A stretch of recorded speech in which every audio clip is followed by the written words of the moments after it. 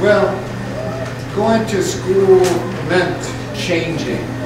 And one of the major changes that I first made was, of course, to learn English, to write, to speak and learn and read in English, and then to write in English.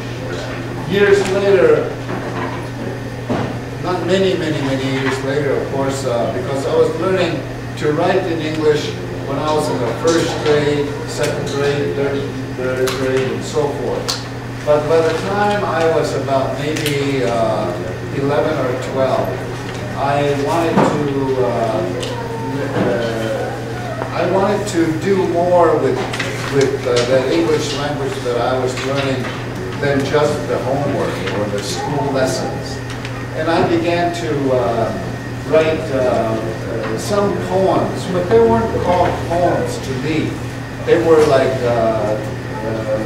music or songs, and songs on the radio that I had heard.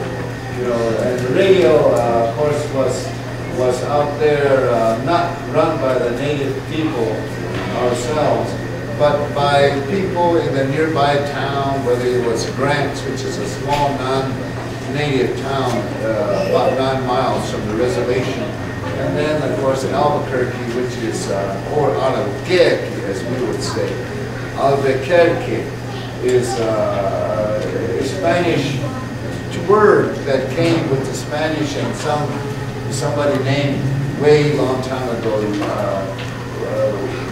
applied that or gave that name, that word, and therefore Albuquerque came about as a community or as a city. It's the largest city in New Mexico, and it's about 60 miles from home. So they had radio stations that broadcast out towards the reservation, and I learned, or I listened to the songs and learned and imitated the songs.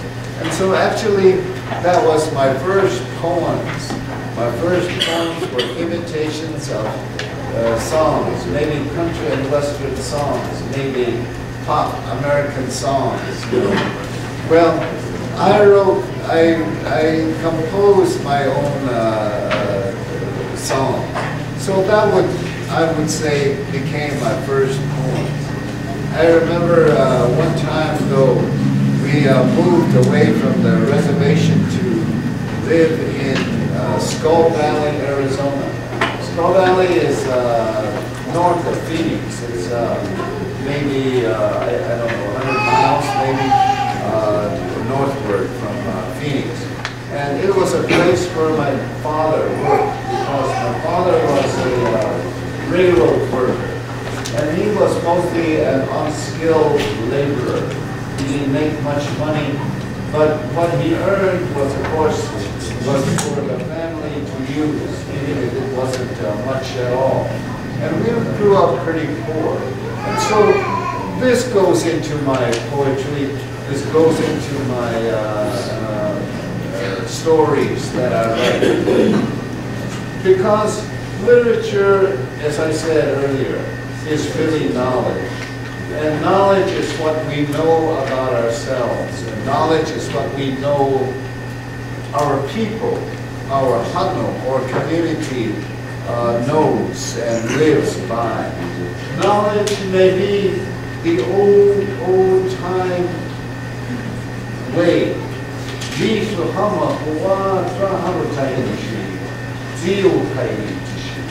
What the old way was like back years before now. And we learn from those old ways.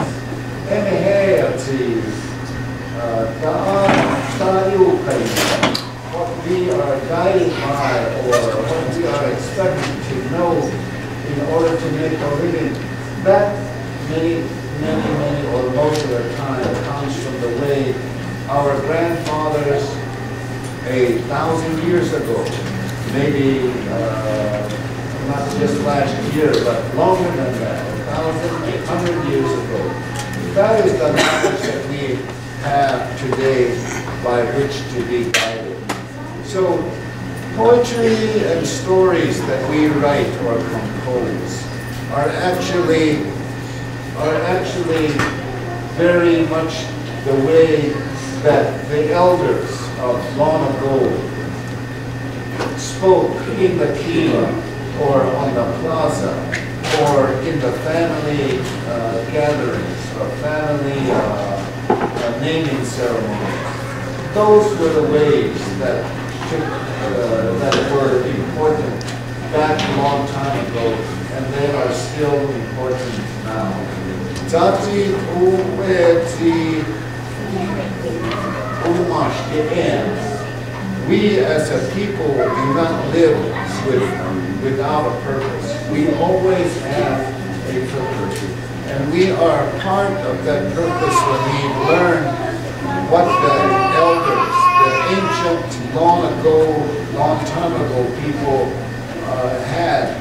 And we learn from that. And we also pass on that, what we have learned. And it may sound kind of like be old-fashioned. Maybe it is old-fashioned, but it's important to be old-fashioned in the way that the Yuna Kata Hama Tsesh, Shanaya, Eshan Ishtiati, Shapapati, Eshan Anati, that's the end.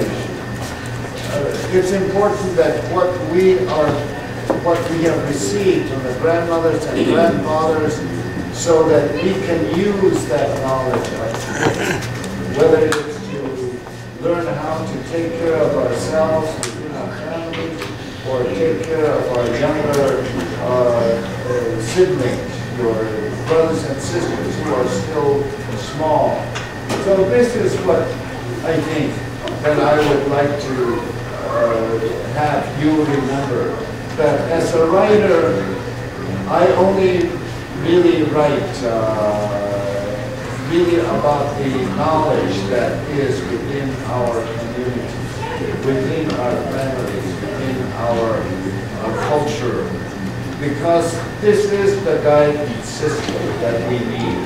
So, especially for the young people, I hope that you do go to college.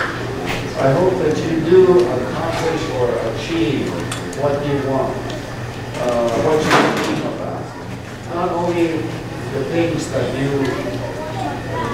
that make you money, but also the things that make your life beautiful and meaningful. Because if anything, that is what life is worth living for. That which has beauty and that which has meaning.